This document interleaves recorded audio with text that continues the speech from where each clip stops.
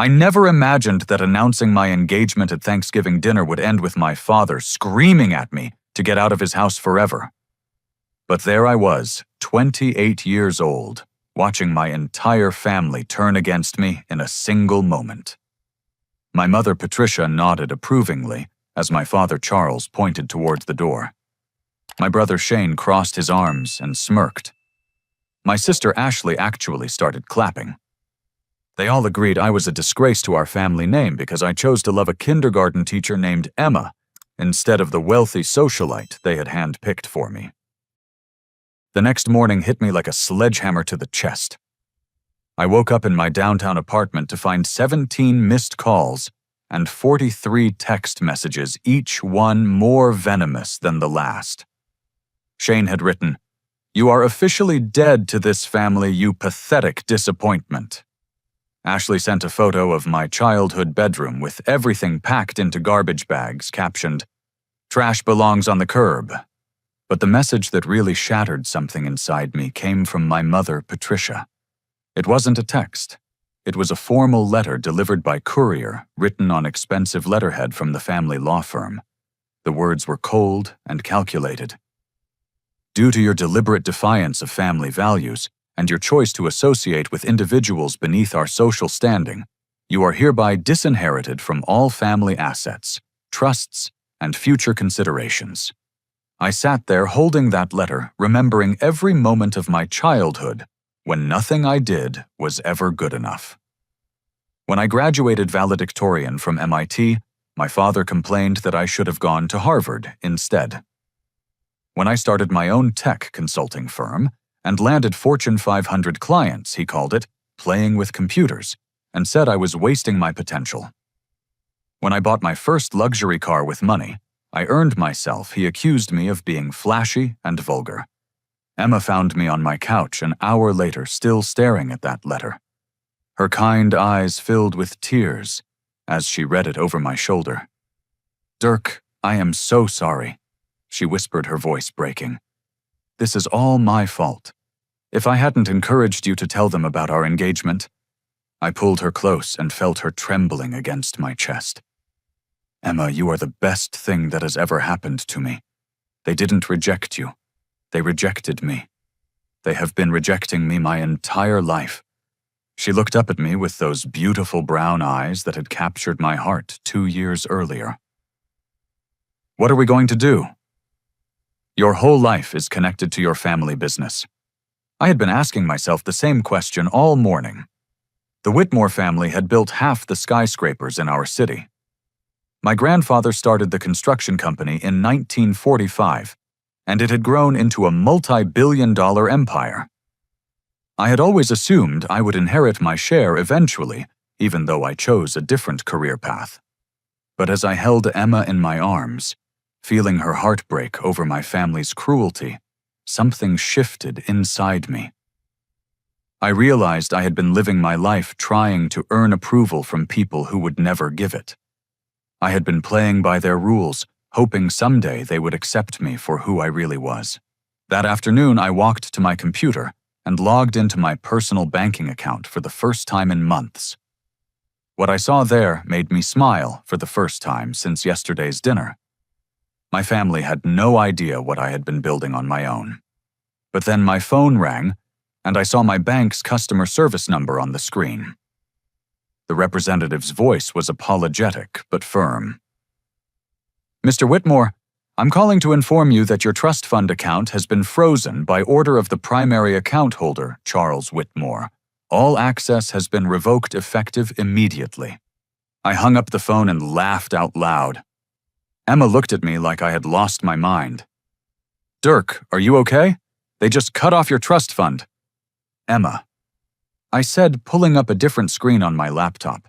"They have no idea what they just did.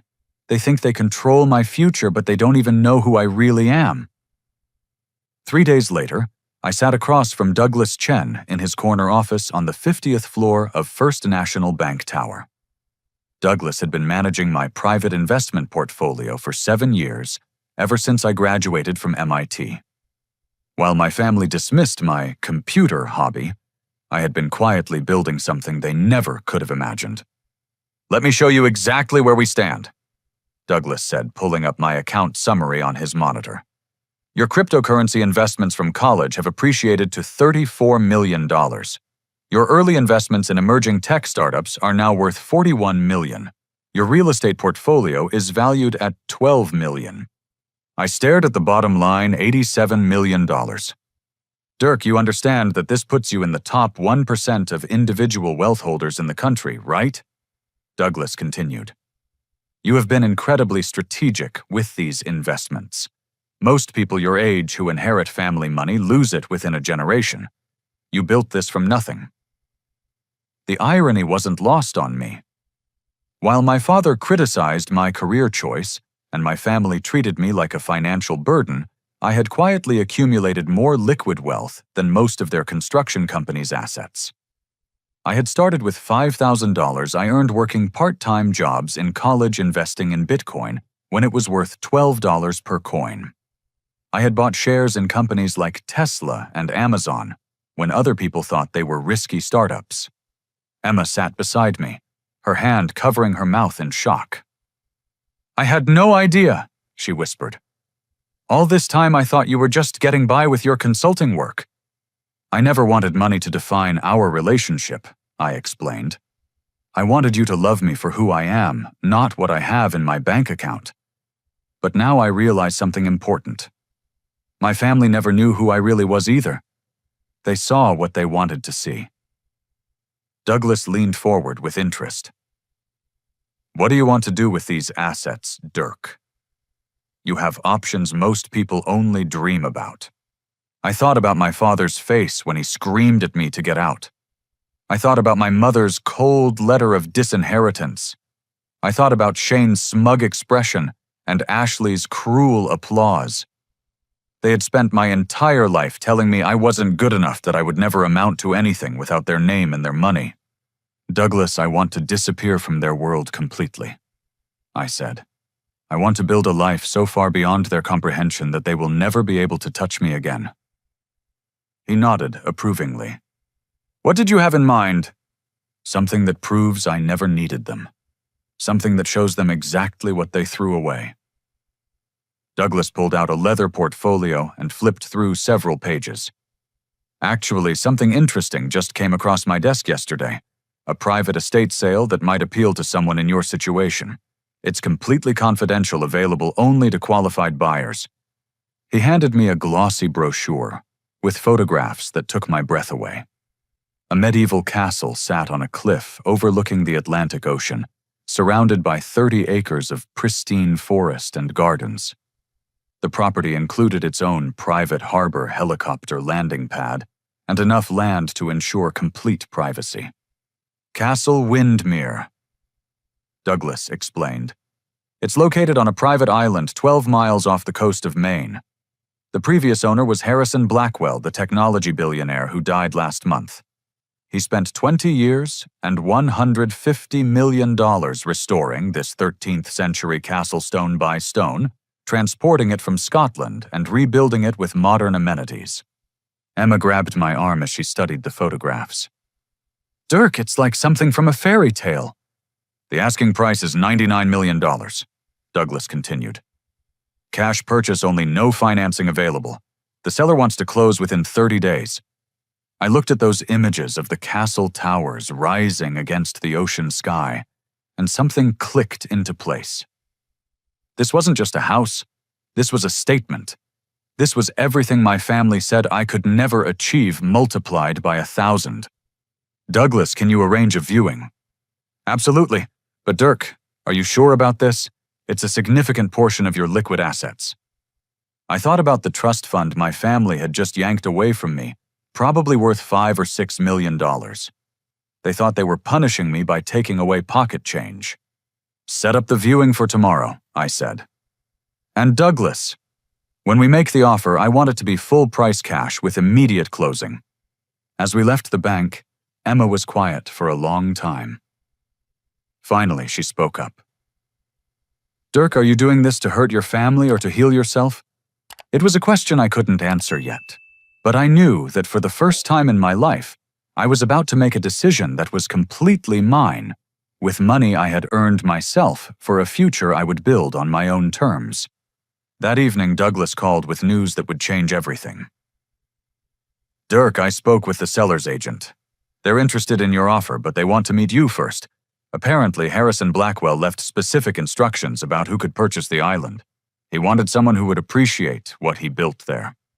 "What kind of instructions?" "The buyer has to demonstrate that they understand what it means to build something meaningful from nothing. They have to prove they're not just another rich person collecting trophies." I smiled for the first time in days. Harrison Blackwell had been exactly like me. Someone who built wealth through innovation and hard work, not inheritance. Maybe this castle was meant to be mine, after all. The helicopter ride to Windmere Island the next morning was like entering another world. As we approached the coast of Maine, the pilot pointed downward toward a dark speck of land, surrounded by deep blue water. "There she is," he called over the engine noise. "Castle Windmere." As we descended, the full majesty of the estate came into view. The castle rose from granite cliffs, like something from a medieval legend, its towers and battlements perfectly silhouetted against the morning sky. Ancient stone walls enclosed formal gardens, courtyards, and outbuildings that looked like they had stood there for centuries instead of decades. Emma gripped my hand as we landed on the helicopter pad near the castle's main entrance. "I can't believe this is real," she breathed. Our guide was Jennifer Walsh, a distinguished real estate agent from Boston who specialized in luxury properties. She greeted us at the massive oak doors of the castle's entrance hall. "Welcome to Castle Windmere," she said with genuine warmth. "I've been managing this property since Harrison Blackwell's passing, and I have to tell you, I've never seen anything quite like it." The great hall took my breath away. Vaulted ceilings soared 40 feet overhead, supported by hand-carved stone columns. Tapestries covered the walls, and a fireplace large enough to walk into dominated one end of the room. But what struck me most was how livable it felt. This wasn't a museum piece. It was a home designed for real life. Harrison spent 2 decades perfecting every detail, Jennifer explained, as she led us through room after room. He incorporated the most advanced technology available, but hidden within authentic medieval architecture. Every stone was numbered and catalogued when the original castle was disassembled in Scotland, then rebuilt here exactly as it stood 800 years ago. We toured the master suite in the highest tower with panoramic views of the ocean in every direction. The private library contained over 10,000 books and a hidden passage to a wine cellar stocked with rare vintages. Guest quarters could accommodate 20 people comfortably, each room uniquely designed with period furniture and modern amenities. But it was the technology infrastructure that really impressed me. Fiber optic internet satellite communications, a fully equipped server room and conference facilities that could connect me to clients anywhere in the world. Harrison Blackwell had built the ultimate retreat for someone who needed both isolation and global connectivity. "The property includes the entire island," Jennifer continued. 30 acres total with private beaches, hiking trails, and a working lighthouse from 1867. The harbor can accommodate yachts up to 200 feet, and there's a separate guest house for staff or visitors. Emma wandered through the rooms like she was in a dream, running her fingers along stone walls and staring out windows at views that belonged in travel magazines. "Dirk, can you imagine living here?" I could imagine it perfectly. More than that, I could imagine the look on my father's face when he learned that his disappointing son owned a private castle worth more than the family's entire construction business. But there was something else drawing me to this place beyond just the statement it would make. As we explored the castle, I felt a sense of peace I had never experienced before. This was a place where I could build the life I actually wanted, not the life others expected me to live. In the castle's study, Jennifer showed us a leather-bound journal left behind by Harrison Blackwell. He wanted the next owner to understand why he built this place, she explained. I opened the journal and read the first entry dated 20 years earlier. Harrison's handwriting was precise and thoughtful. I am building this castle not as an escape from the world, but as a foundation for the person I want to become. My family never understood my vision or supported my dreams. They saw my success as luck rather than hard work. I need a place where I can create without judgment, love without conditions, and build something that reflects my true values. My chest tightened as I read those words. Harrison Blackwell had walked the same path I was walking now. He had been rejected by people who should have supported him, and he had chosen to build something magnificent in response. "Jennifer," I said, closing the journal carefully, "what else do I need to know about this property? The asking price is firm at $99 million. Harrison's estate wants a quick sale, but they're very selective about the buyer. They want someone who will honor what Harrison built here, not someone who will tear it down and build a modern mansion." I looked around the study with its hand-carved wooden shelves and stained glass windows.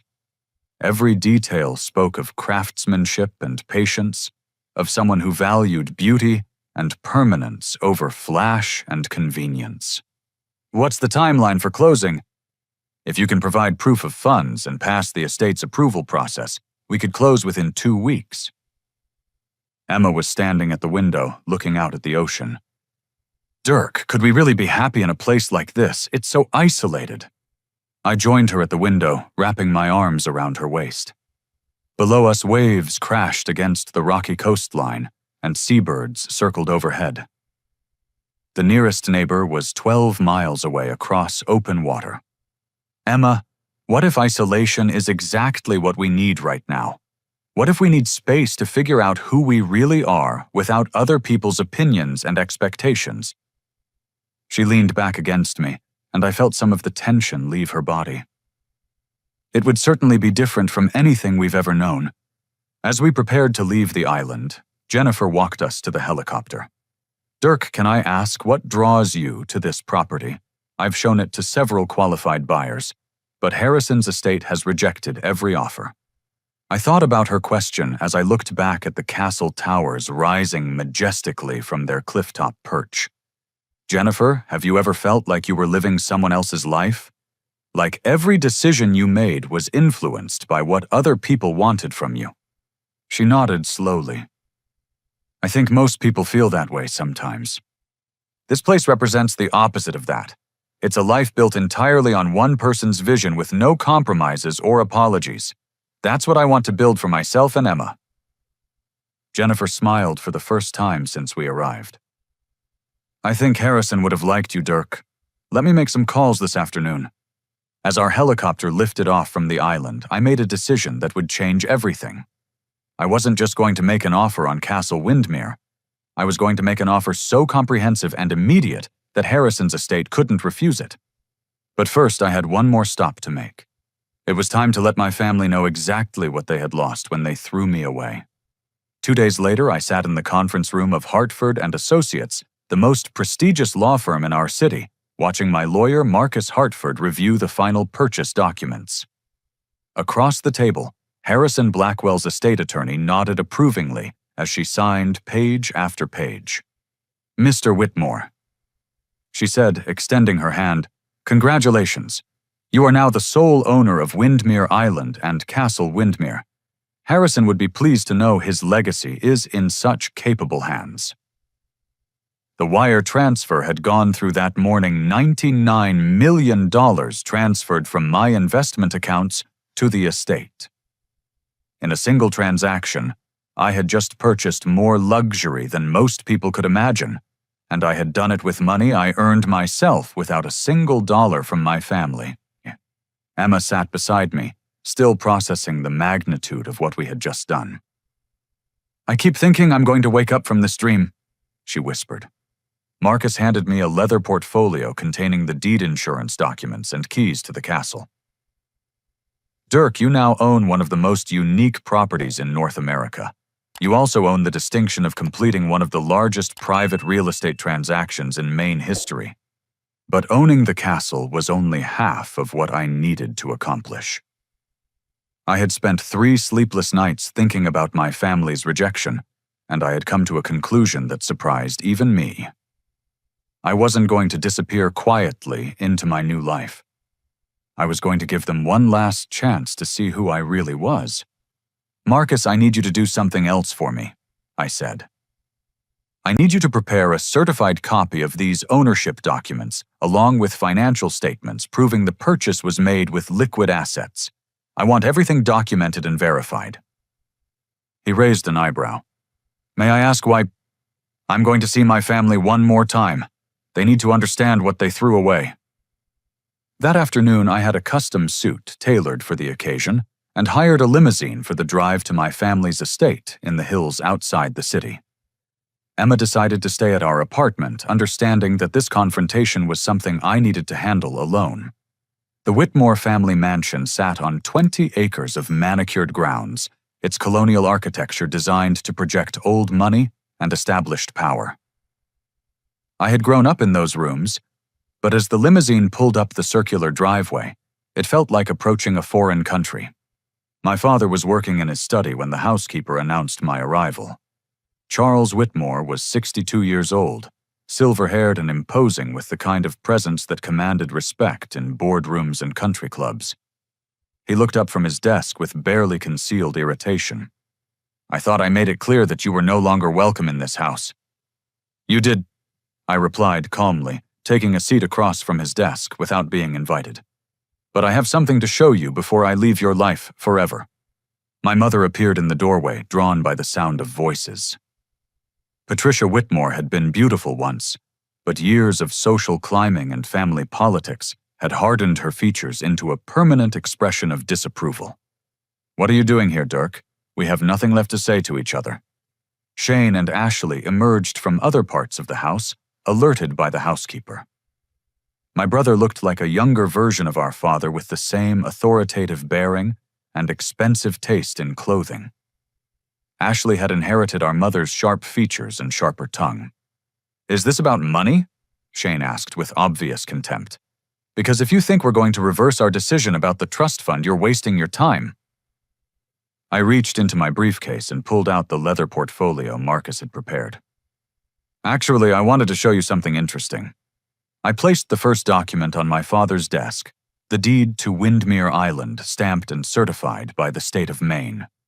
Yesterday morning, I purchased a private island off the coast of Maine. 30 acres, including a 13th-century castle that was transported from Scotland and rebuilt stone by stone. My father glanced at the document dismissively. "More computer games, I suppose. Some kind of online fantasy purchase." I placed the second document beside the first, a certified bank statement showing the wire transfer of $99 million. "This is the payment receipt. $99 million transferred from my personal investment accounts." The room fell silent. My mother picked up the bank statement and studied it carefully, her face gradually changing from skepticism to shock. "This can't be real," she said finally.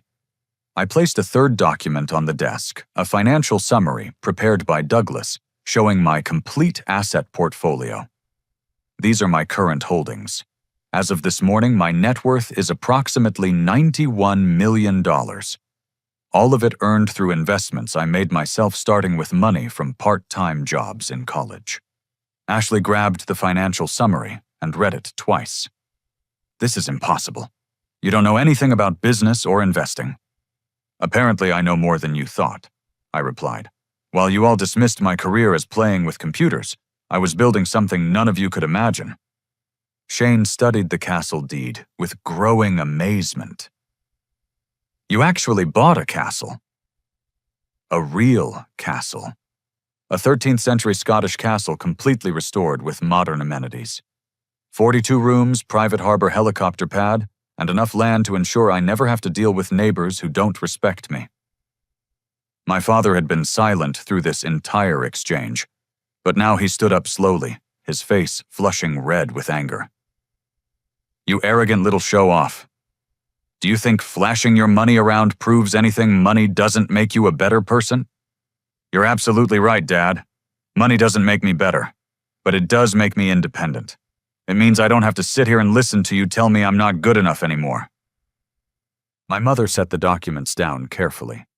"Dirk, where did this money really come from? Did you do something illegal?" The accusation hung in the air like a poison cloud. Even now, even faced with documented proof of my success, they couldn't believe I had achieved something extraordinary through my own effort and intelligence.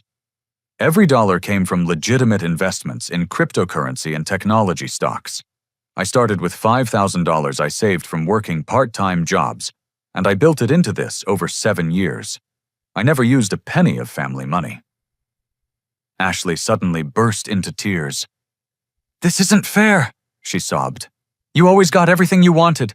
You were always Dad's favorite, and now you're rich too." The accusation was so absurd that I almost laughed. "Ashley, when was I ever anyone's favorite? When did I ever get what I wanted from this family?" But her breakdown had triggered something in the room's dynamic. Shane was staring at the financial documents with an expression I had never seen before. Genuine fear. "Dirk," he said quietly, "how did you know about investing? Who taught you?" "I taught myself. I spent 4 years at MIT studying computer science and economics. I learned to analyze market trends and identify emerging technologies. Everything you all called a waste of time actually prepared me for this." My father sank back into his chair, and for the first time in my life, he looked old and defeated. $99 million, he repeated softly. "For a castle. For freedom," I corrected. "For the right to live my life without anyone's approval except my own."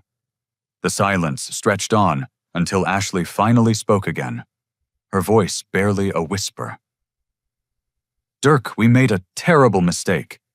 I looked around the room at these people who had shaped my entire life, and I felt something unexpected pity. They had been so convinced of their own superiority that they couldn't recognize talent and ambition when it lived under their own roof. "Yes," I said simply, "you did make a mistake, and now you're going to live with the consequences." As I gathered my documents and prepared to leave, my father called out one last time. "Dirk, wait. Can we talk about this? Can we work something out?" I paused at the study door and looked back at him. "Dad, 3 days ago you screamed at me to get out of your house forever. You all agreed that I was a disgrace to the family name. Nothing has changed except your opinion of my bank account." "But we're still family," my mother said desperately. "No," I replied. "Family supports each other. Family believes in each other. Family doesn't cut people off for choosing love over money. What we are is a group of people who share some DNA and a lot of bad memories." I walked out of that mansion for the last time, leaving behind a lifetime of rejection and disappointment. But I also left behind something else, the need for their approval. For the first time in my 28 years, I was completely free to become whoever I wanted to be. The limousine drove me back to the city where Emma was waiting with champagne and Chinese takeout from our favorite restaurant. We spent the evening planning our move to the castle, and for the first time since Thanksgiving dinner, I felt truly happy. But I should have known that my family wasn't going to let me disappear that easily. 1 month after I moved to Castle Windmere, I was working in the castle's newly updated office when Marcus, my butler, knocked on the heavy wooden door. Marcus was a former Navy officer who had worked for Harrison Blackwell for 15 years, and he had graciously agreed to stay on when I purchased the estate. "Sir, there is a boat approaching the island. 4 passengers requesting permission to dock." I looked up from my laptop, where I had been reviewing quarterly reports from my consulting clients. Life on the island had exceeded my expectations. Emma had transformed the castle's library into a planning center for her new educational foundation, and I had established satellite offices for my tech consulting business. We were busier and more productive than ever before. "Did they identify themselves, Marcus?" "Yes, sir. They claim to be your family members." I walked to the window overlooking the harbor and saw a rented yacht approaching our private dock. Through binoculars, I could clearly see my father, mother, brother, and sister standing on the deck, all dressed in their finest casual wear. Sir, shall I tell them the island is private property and ask them to leave? I considered the option. Emma and I had specifically chosen this location to escape unwanted intrusions, and we had every legal right to refuse them access. But something stopped me.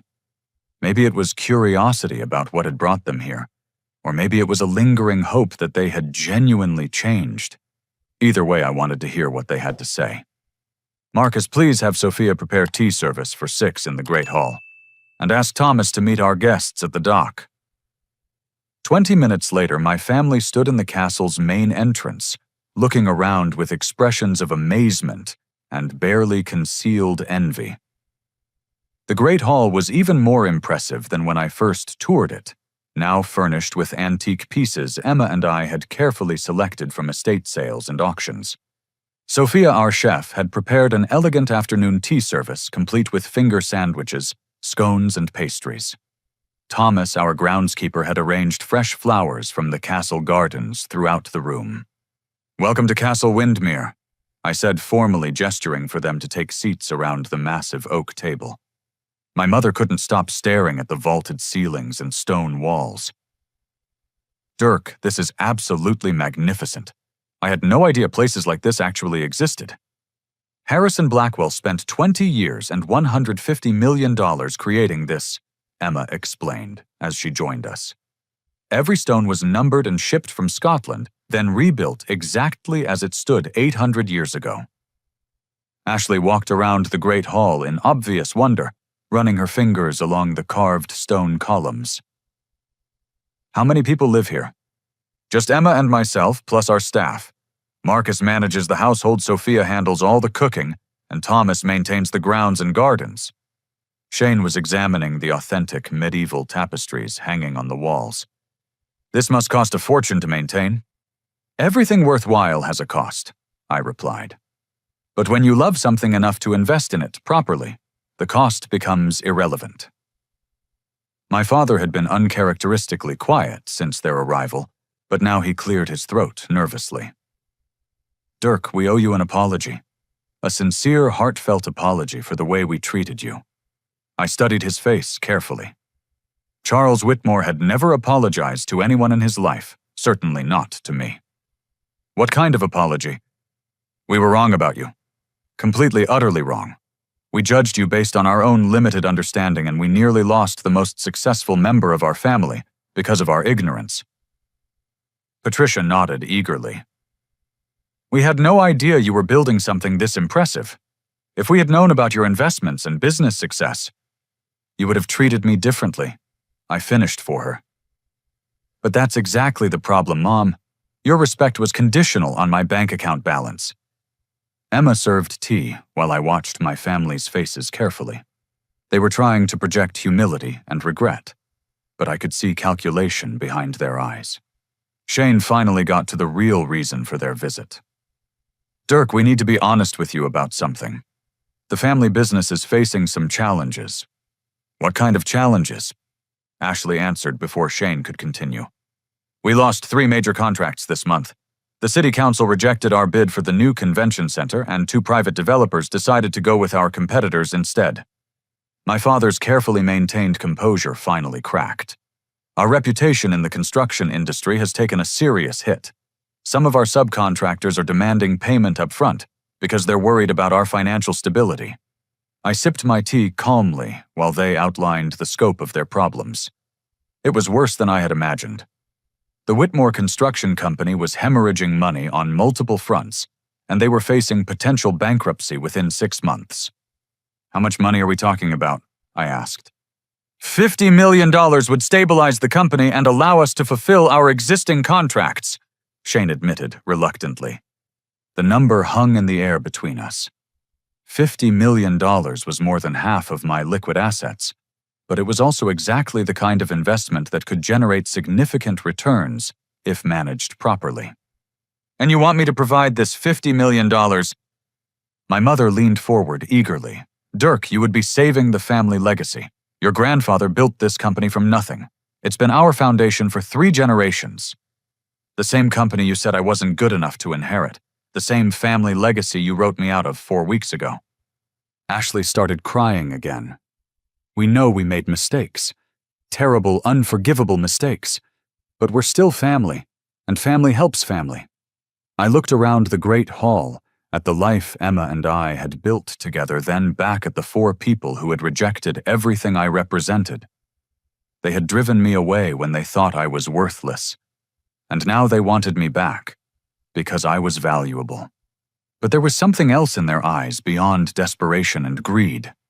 For the first time in my life, I saw genuine fear.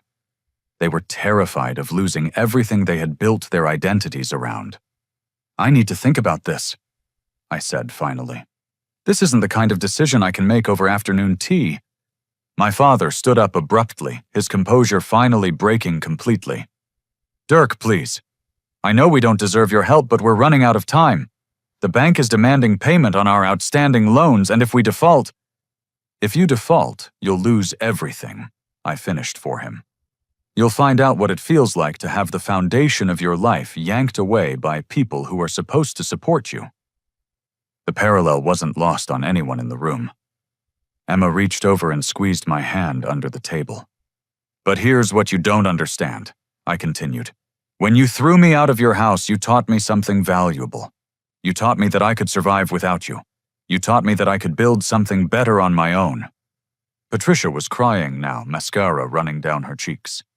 Please don't abandon us the way we abandoned you. I stood up and walked to the window overlooking our private harbor, where their rented yacht bobbed gently in the afternoon sun. Behind me, I could hear Ashley sobbing, and Shane trying to comfort her. Finally, I turned back to face them. I'm not going to abandon you, but I'm also not going to rescue you unconditionally. If I help save your company, it's going to be on my terms with my conditions, and with consequences for everyone who participated in rejecting me. My father's eyes lit up with desperate hope. What kind of conditions? Come back here next week and I'll tell you. But understand this, if you want my help, you're going to have to prove that you've actually changed, not just that you need my money. After they left Emma, and I walked along the beach that surrounded our island. The sun was setting over the Atlantic, painting the sky in shades of gold and purple that no painter could ever capture. Are you going to help them? She asked. I'm going to give them a chance to earn my help, I replied. But they're going to have to demonstrate that they understand what family really means. I had no idea whether they would be willing to meet my conditions, but I was about to find out exactly how desperate they really were. The following week, my family returned to Castle Windmere with a different energy entirely. Gone was the desperate pleading from their first visit. Instead, they sat around the great hall table with the resigned dignity of people who knew they were completely at my mercy. I had spent 7 days preparing for this meeting, working with Marcus to create a comprehensive business plan that would save their company while ensuring they could never take advantage of my generosity again. Before we discuss money, I began placing a thick folder on the table. We need to discuss respect and accountability, and the kind of changes that will be required if I decide to invest in your company. Emma sat beside me, her presence a reminder of everything they had tried to take away from me. She had spent the week researching family therapy programs and designing accountability measures that would ensure lasting change. First, I continued, let's acknowledge what really happened 4 weeks ago. Dad, you didn't throw me out because I disappointed you. You threw me out because my success made you feel insecure about your own choices. My father's face flushed red, but he didn't interrupt. Shane, you supported Dad because you were afraid I might challenge your position as the heir apparent to the family business. Shane stared at his hands, unable to meet my eyes. Ashley, you participated because you've always been jealous of any attention I received from our parents, even negative attention. Ashley's tears started flowing again, but this time she didn't deny the accusation. And Mom, you went along with all of it because you've spent your entire marriage prioritizing social status over your children's happiness. Patricia opened her mouth to object, then closed it again without speaking. Now, I said, opening the folder. Here are my conditions for providing the $50 million your company needs to survive. The first document was a complete restructuring plan for Whitmore Construction. Dad, you will step down as CEO immediately.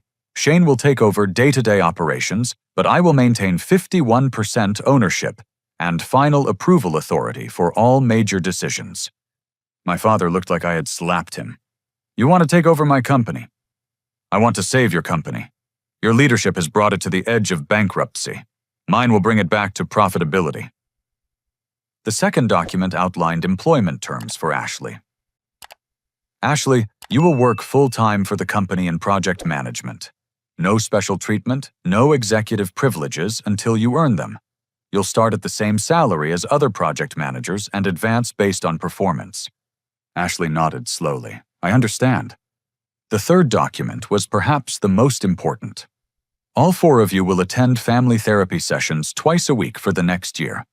Dr. Elizabeth Morrison is one of the best family counselors in the state, and she specializes in repairing relationships damaged by money and power dynamics. My mother finally found her voice. Dirk, therapy seems a bit excessive. Mom, does it seem more excessive than cutting your son out of your life because he fell in love with a kindergarten teacher? She had no answer for that. There's one more condition, I said, placing the final document on the table. You will publicly acknowledge your mistakes and apologize not just to me, but to Emma. She deserves an apology for the way you treated her, and you're going to give her one in front of everyone who witnessed your behavior at Thanksgiving dinner. Shane looked up hopefully.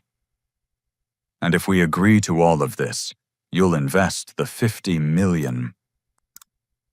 If you agree to all of this and demonstrate genuine change over the next 6 months, I'll invest the $50 million. But the money comes with permanent conditions. I maintain controlling interest in the company final approval authority over major decisions and the right to remove any family member who returns to the old patterns of behavior. The room fell silent as they absorbed the magnitude of what I was proposing. I wasn't just offering to save their company. I was demanding complete transformation of our family dynamic. Finally, my father spoke. Dirk, you're asking us to give up control of everything we built. Dad, you already lost control. Your company is failing, your family is broken, and your son owns a castle while you're facing bankruptcy. I'm offering you a chance to rebuild both the business and the family, but only if you're willing to do it the right way this time. Emma leaned forward with remarkable grace, considering how cruelly they had treated her. I want you all to understand something. Dirk didn't have to invite you here today. He could have let your company fail and never spoken to any of you again. The fact that he's willing to help you despite everything you've done shows the kind of person he really is. Ashley looked directly at Emma for the first time since their arrival. Emma, I am so sorry for the way I treated you. You seem like a wonderful person and Dirk is lucky to have you. It wasn't much, but it was a start. Shane cleared his throat nervously. Dirk, can I ask you something? Why are you willing to help us after everything we've done? I had been asking myself the same question all week. Because cutting people off permanently is what our family does, and I want to break that pattern. Because Emma has taught me that forgiveness is possible when people demonstrate genuine change. And because despite everything, I still believe in the potential for our family to be better than we have been. My father stood up slowly and extended his hand across the table. Son, I accept your conditions, all of them, and I want you to know that I am deeply, genuinely sorry for the way I treated you and Emma. One by one, they each shook my hand and agreed to my terms. Patricia apologized to Emma with tears in her eyes. Shane acknowledged that he had been threatened by my success, instead of proud of it. Ashley admitted that her jealousy had poisoned her judgment for years. As they prepared to leave the island, my father paused at the harbor. Dirk, how did you know our company was in trouble? We tried to keep the financial problems private. I smiled for the first time since they arrived. Dad, I've been monitoring the construction industry in our city for years. I knew about your lost contracts before you did. I also knew that you would eventually need help, and I wanted to be prepared to offer it on terms that would actually fix the underlying problems. You've been watching out for us even after we threw you away. I've been preparing for the possibility that someday you might want to be a real family instead of just people who share a name. 6 months later, Emma and I hosted Thanksgiving dinner at Castle Windermere. The great hall was decorated with autumn flowers from our gardens, and Sophia had prepared a feast that rivaled anything from my childhood. But the real transformation was in the people around the table. My father had thrived in his new role as a construction foreman, finding joy in hands-on work that he had missed during his years as an executive. Shane was successfully running the company with profits up 30% from the previous year. Ashley had earned 2 promotions and was engaged to a project engineer she met through her work. Most importantly, my mother had discovered a passion for volunteering at Emma's educational foundation, working with children from underprivileged families. The woman who had once been obsessed with social status was now finding fulfillment in service to others. Dr. Morrison's family therapy sessions had been difficult but transformative. We had confronted decades of dysfunction competition and conditional love. We had learned to communicate without attacking, to support without controlling, and to love without conditions. As we raised our glasses for the traditional Thanksgiving toast, my father stood up with tears in his eyes. This year I'm thankful for second chances. I'm thankful for a son who was strong enough to forgive us and wise enough to demand that we become better people. I'm thankful for a daughter-in-law who showed us what unconditional love looks like. And I'm thankful that sometimes the worst mistakes we make can lead to the best changes in our lives. Emma squeezed my hand under the table, and I realized that somewhere along the way, we had actually become the family I had always wanted. Not perfect, but real. Not easy, but honest. Not based on money or status, but on mutual respect and genuine affection. Looking around the table at these people who had rejected me and then fought to earn my forgiveness, I understood something fundamental about justice and redemption. True justice isn't about punishment.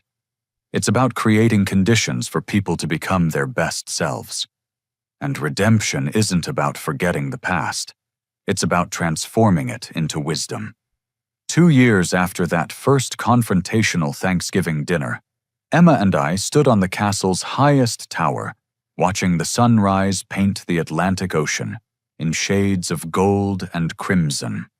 Tomorrow would mark our wedding anniversary, and we had invited both families to celebrate with us at Castle Windermere. The transformation in our lives had exceeded my wildest expectations. Emma's educational foundation now operated in 12 states, providing technology and resources to underfunded schools. My consulting business had expanded internationally, with clients from Silicon Valley to Tokyo seeking my expertise in emerging technologies. But the most remarkable change was in my relationship with my family. What had started as a desperate financial rescue had evolved into something I had never experienced before: genuine partnership and mutual respect. Shane appeared in the castle's great hall as Emma and I came down from the tower. He was carrying architectural plans for the company's latest project, a sustainable housing development that would provide affordable homes for middle-class families. "Dirk, I wanted to show you the final designs for the Riverside Commons project," he said, spreading the blueprints across the oak table. "We're incorporating solar panels, energy-efficient heating systems, and community gardens that residents can use to grow their own food." I studied the plans with genuine admiration. Under Shane's leadership, Whitmore Construction had transformed from a company focused solely on profit margins into an organization that prioritized environmental sustainability and community impact. "Shane, this is incredible work. How did you come up with the community garden concept?" Actually, that was Ashley's idea. She's been working with local environmental groups to identify ways we can make our developments more sustainable and community-focused. Ashley had surprised everyone with her passion for environmental conservation. Her engagement to David, the project engineer, had introduced her to a community of people who measured success by positive impact rather than personal wealth. My mother entered the Great Hall carrying a tablet loaded with photos from her latest volunteer trip. Patricia now spent 3 months each year working with international education charities, helping to build schools and libraries in developing countries. "Look at this," she said excitedly, showing us pictures of children in a rural village in Guatemala. We just finished building their first computer lab funded entirely by Emma's foundation. These kids now have access to technology that will completely change their educational opportunities. Emma looked at the photos with tears in her eyes. "Mom, Patricia, you're doing amazing work. These children will remember this opportunity for the rest of their lives." The casual use of "Mom, Patricia" still surprised me sometimes. Emma had never replaced her own mother, who had passed away when Emma was in college, but she had found a maternal figure in the woman who had once rejected her so cruelly. My father arrived for lunch carrying a tool belt and wearing work clothes covered in sawdust. At 64, Charles had discovered a passion for hands-on carpentry that reminded him why he had fallen in love with construction in the first place. "Sorry, I'm late," he said, hanging his tool belt by the kitchen door. I was helping David finish the custom cabinets for the affordable housing project. We should have the first 10 units ready for families to move in next month. Sophia served lunch on the castle's outdoor terrace overlooking gardens that Thomas had expanded to include a working greenhouse and organic vegetable plots. The meal featured produce grown on our own island, prepared with techniques Sophia had learned from cooking classes Emma had arranged for all the castle staff. As we ate, Marcus approached with the afternoon mail delivery. Among the usual business correspondence was a letter that made my heart skip a beat. "Sir, this arrived via special courier from Harvard Business School." I opened the envelope and read the contents twice before speaking. "They've offered me a position as a visiting professor in their entrepreneurship program. They want me to teach a course on alternative investment strategies and emerging technology markets." Emma grabbed my arm excitedly. "Dirk, that's incredible! You'd be teaching the next generation of business leaders." Shane grinned broadly. "Professor Whitmore, I like the sound of that. It's only a part-time position 1 semester per year. I could maintain my consulting practice and continue working with the family company." My father set down his fork and looked at me seriously. "Son, you should absolutely accept that position. You've built expertise that other people need to learn from, and you have a responsibility to share that knowledge." The support in his voice still amazed me sometimes. 2 years earlier, he had dismissed my career as playing with computers. Now he was encouraging me to become a university professor. After lunch, Emma and I walked along the beach that circled our island. The November air was crisp and clean, and we could see seals sunbathing on the rocks near the lighthouse. "Are you happy with how everything turned out?" Emma asked, taking my hand as we walked. I thought about her question as waves crashed gently against the shore. "Emma, 2 years ago, I thought happiness meant proving my family wrong about me. I thought success meant accumulating enough wealth and power to make them regret rejecting me. And now I realize that real success isn't about proving anyone wrong. It's about creating the conditions for everyone to be right. My family wasn't wrong to value hard work and business success. They were wrong to assume those values had to come at the expense of love and acceptance." We paused at the lighthouse where Thomas had installed a bench that offered panoramic views of the ocean. Emma sat beside me, and I wrapped my arm around her shoulders. "The castle was never really about escaping from my family." I continued. "It was about creating a space where our family could heal and grow into something better. It was about building a foundation strong enough to support forgiveness and change." Emma leaned against me, and I felt the contentment that had become a constant presence in our lives. "Do you think your father really understands what he put you through? I think he understands that his fear of losing control nearly cost him everything that actually mattered. The therapy sessions helped all of us see how our family patterns had been shaped by insecurity and competition, instead of love and support." As the sun began to set, we walked back toward the castle, its towers silhouetted against the evening sky, like something from a fairy tale. But this wasn't a fairy tale. This was real life, complicated and messy and beautiful in ways that no story could fully capture. That evening, we gathered in the castle's library for what had become our traditional family reading time. Ashley was curled up in a leather chair reading environmental policy papers for her latest project. Shane studied architectural magazines, always looking for innovative design ideas. My parents sat together on the sofa, Patricia, reading aloud from letters she had received from children at schools, supported by Emma's foundation. Emma and I shared the window seat, working together on plans for expanding her foundation's technology programs. The fire crackled in the stone fireplace, and outside waves continued their eternal rhythm against the rocky coastline. Looking around that room at these people who had become my true family through choice, rather than obligation, I understood something fundamental about forgiveness and redemption. The greatest victory isn't defeating the people who hurt you. It's creating the opportunity for them to become people who would never hurt you again. My father had been right about one thing during our confrontation 2 years earlier. Money doesn't make you a better person. But money can create opportunities for people to discover their better selves. The castle hadn't made us wealthy. We had already been wealthy in potential. The castle had simply given us the space and security to explore that potential without fear. As I prepared for bed that night, I found myself thinking about the Harvard teaching opportunity. Part of me was excited about the chance to share my knowledge with ambitious young entrepreneurs. But another part was nervous about returning to the academic world that had originally launched my career. Emma sensed my uncertainty as we got ready for bed in our tower suite. "What's worrying you about the Harvard position?"